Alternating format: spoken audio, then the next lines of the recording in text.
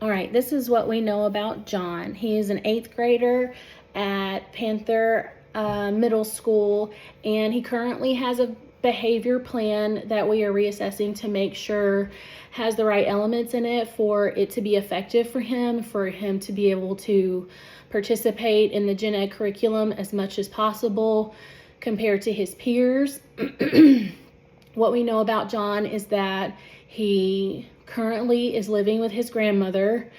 He does not have his father in his life as much as he would want to. He doesn't get a lot of time with him, so he acts out aggressively and is non-compliant as a result of having to deal with that. John can get physical, and he has had restraint history where he had to be restrained on campus by an administrator and spend prolonged time with the officer on campus. So this review is to talk about what current observations that I have done in math and health and speech for John.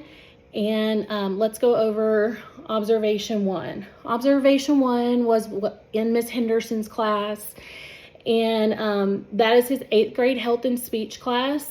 And the environment that I observed was more laid back and relaxed. Obviously, the content isn't as serious and as heavy loaded and demanding on John. So this typically is a class where he is more engaged because, as stated in his last plan, he does converse better when the topics feel to him to be less academic. So this class is what he looks forward to throughout the school day if he were asked what his favorite class would be. So during that time, there was flexible seating, and he had an assigned seat, but it was more flexible in nature, and that his relationship with the teacher was able to assess how he was doing as he walked in the door, and if the seat needed to be changed, it could be changed. But if there was no communication ahead of time, he knew where his assigned seat would be. So this observation was 45 minutes long. He did struggle with some non-compliance, but we'll hear from our teacher here on that. So we're going to start with Miss Henderson. This is the 8th grade health and speech teacher. Here's Miss Henderson. And let's just go over what's going on with John in your class. How's it going overall? Well, like you said, it is more laid back, and I feel like that is brings ease to his day-to-day routine. And it's after lunch, so he's had lunch, which makes a difference. And then also it's group seating and flexible, because like you said, I'm able to observe from him coming in whether what he's feeling that day, and so that way we're on the same page, and he feels more comfortable knowing that I've got his back. And then on his assignments, it's some blended teaching. So I've got some assignments that are informal, some assignments that are on paper, and then some that are online too. And so I think that is also something that makes him feel at ease too, is just a variety of assignments, and it's not just always paper pencil. Perfect. Thank you. So what would you say is going well, or what works well with John in your class? It's definitely relationships. I know that he responds well to a male personality, and so we have male teachers on campus that he can reach out to, and just he knows that I'm there for him, and that I can help him with whatever he needs. And I feel like he is being successful in class, and he enjoys the content. Right. And that goes along with my observation too, was that when he was in your class, he did respond a little bit better to the multiple ways to respond to assignments online or on paper. He responded well to that. So what would you say is his biggest struggle, or that isn't going well in your class?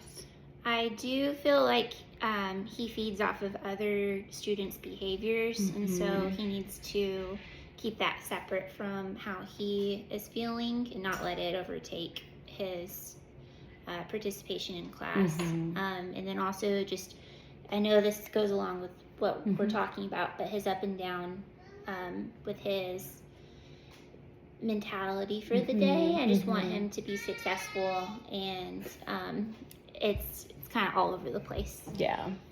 So he does show a lot of inconsistencies in his behavior.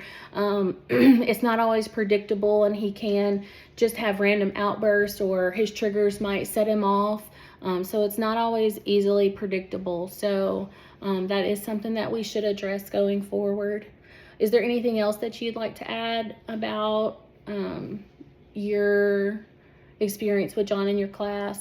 I've been trying to model engagement with conversations, and how to have those conversations and set the example for him. And so I think that will also help him with his behavior issues, is learning how to communicate and me showing him what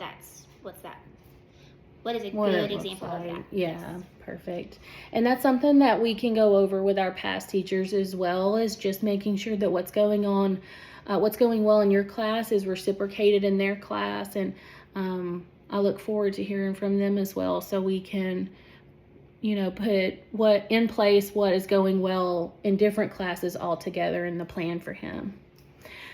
Okay, so observation 2 took place in the classroom where he seems to have the most behavioral issues. The teacher in the room, Miss Wilson, is a highly qualified teacher and is very experienced, and is just has high best practices and high quality instruction.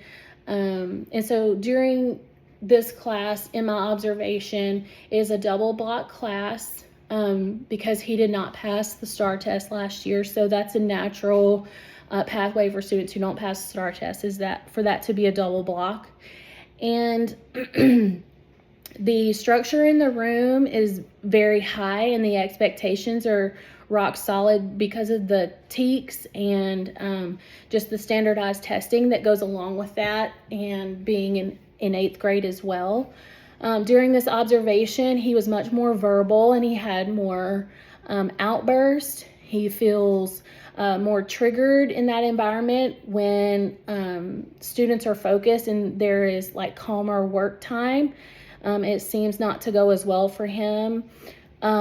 He is also given a copy of class notes, and so even though he is non-compliant, the teacher works very diligently to give him the notes that he needs for the class, but he just doesn't use them. So we're working on the physical aggression and the verbal outbursts with him, but we'll hear from his teacher, Miss Wilson. This class is also in the morning, and based on how, like, if he stayed up all night playing video games, or he got into it with his grandmother, or recently heard from his dad, walking in the mornings is typically a very shaky, unknown time for him. So let's hear from you, Miss Wilson. How's it going in your class with John? Well, as you stated, he's having some really rough moments in my class, having some outbursts, some class disruptions. We're trying to help him out as best we can with small group time, one-on-one time with the teacher. But he does get very flustered. Sometimes he comes in the morning and he's just not feeling it. And so when that happens, a lot of times I'll give him a break. He usually gets like a 5 to 10 minute timer if he's just coming in and you just know that he's having a rough morning, to kind of calm down. Usually that'll be at his desk. He gets kind of a choice on what he does. He can just put his head down if he needs to for a few minutes. So sometimes that helps him kind of chill out so we can get refocused for class. Sometimes on those days also, a lot of times he might work independently if he needs to, and maybe he just won't do group that day. I've been working with his grandma a lot to get him to tutorials, to help him more one-on-one. because that seems to help him a lot. I noticed in the mornings that you took time to greet all of the kids that came to your class, mainly because it was like your homeroom kids and that's what they show as like their Panther time. But he did not reciprocate that. Is that like typical for him? Does he ever return the greeting to you? Typically he doesn't reciprocate that, but that is something we're working on. I'm okay if kids don't greet me. That's something that is in their power in my class. So if some kids just have rough mornings and they don't greet me, Okay. that is something we're working with the past team on those, to kind of talk about those social situations when you do greet, when you don't greet. Gotcha. But that typically is a sign when he is gonna have a rough day in my class. Gotcha. Okay. So what would you say is like his strength, or like what's the one thing that we can build upon that's going in well for John in math class? Something that I've noticed is that really actually does build him up is he really likes that positive reinforcement, and he likes being a helper. So a lot of those pieces I'll try to start the day with, like he has a job at the beginning of the day where he's helping me with certain things. Sometimes that makes him feel good when he gets to class, like he's accomplishing something, and it helps us have an easier transition into the actual, math topic that we're discussing. Also just trying to have maybe a 2-minute quick conversation with him, not math related, sometimes helps him ease into the day a little bit. Yeah. Okay. And then what would you say is like the biggest obstacle or struggle that you have, whether it's for John personally or just because I know it gets very difficult with him being so disruptive. He had like a bigger outburst in your classroom than I had seen, and what typically appears in his frequencies from his last evaluation. So like just what is the biggest obstacle in your math class for John? I would say his biggest obstacle comes with just our daily routine. Struggles with that. We're trying to kind of keep an eye out on those signs that he puts out that he's going to kind of start getting upset, and try those de-escalation pieces. But that routine sometimes does kind of set him off. I don't think he likes having a structure where I have to do the same thing every single day. Especially with maths involved, that's not something that he enjoys. So we're trying to find a way to kind of change things up for him, but still keep him on kind of a routine where he's able to get his work done. So we have like an internal struggle where like he needs the higher structure so that when he is motivated for that day to do his work, that he knows what to do to be successful. But at the same time, it's kind of working against us when he comes in the classroom and say he is having a really rough day and he does know what's coming. That kind of also sets him off. And so I think one of you said something like just paying attention to the nonverbal cues and just the warning signs that he gives off, his body language. So even like when we don't get the feedback that through like verbally how he's doing, but when he's being greeted and he doesn't reciprocate it, that's also information. So I'm really encouraged that y'all are using all forms of behavior as communication to inform you of what's working well. So we need to keep that in mind. Would we say as a team, because I know we sometimes have one of the past teachers come in to class with him, how is that going? And do we need to look at that increasing or decreasing? So we'll go back to Ms. Henderson for a minute to discuss, like, do we need to increase time with the aide? And how is that going in your class? I think that it is a wonderful addition to his supports because it allows him to still be structured but also keep the flexibility in our room since it is flexible seating. And then also that support whenever he's with other students. I've noticed a huge benefit from that extra person in the room trying to keep him in check. Gotcha. Okay. And then I noticed in the interview that I had with him personally, when I asked him about what things he preferred, having his aide in there was a positive thing for him. Although, like, sometimes we don't know what, like 100%, like if he's using that as a crutch to not do the work, or if that aide is actually like helping him to accomplish his work. So, Miss Wilson, since yours is more like content loaded, would you say that the aide in the classroom is actually like helping him complete the work, or is it more just behavior management for him? I think you could say it's a combination of both, because when it's helping manage his behavior, then obviously he's getting more accomplished in class, and he does work well with aid. It does provide kind of a safety net for me as well. Whenever I have other kids with behavior things happening in the room, it's nice to have someone for me personally to lean on. But also I think the aide is just another person he can talk things out to, or if he needs to kind of leave the room for a minute, maybe go for a walk, just get some away time. That also is another person who can help him. But I do think it's a positive thing for him, yes. Okay. Ms. Henderson, do you think that the aide in your classroom is helpful as well? Yes, I do. Yeah. Yeah. I think that's something that is definitely going to help him progress to the next level. Okay. Is there anything else, like as a group, before we create a plan or modify the one that is currently in place? Is there anything else that we need to consider, such as like the safety in your classroom? Do you feel like John feels safe in your classroom? Do you feel like the other classmates, knowing that he struggles? Because it's obvious, like when in my observations, like when John would need to go to the restroom, like just, it was kind of like an exhale moment of when he would leave the classroom. There were some students that just were able to feel more comfortable in that environment.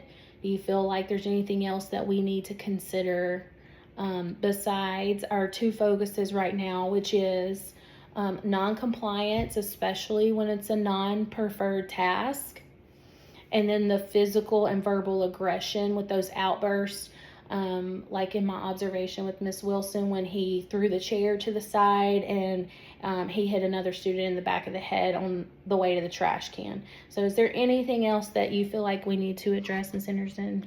I feel like with the non-compliance, the extra adult in the room is definitely helpful, because it does de-escalate everything that builds up to the point of I'm not doing this, and so it helps calm him down and gives me more support to help him be successful and get at least a portion of the assignment done.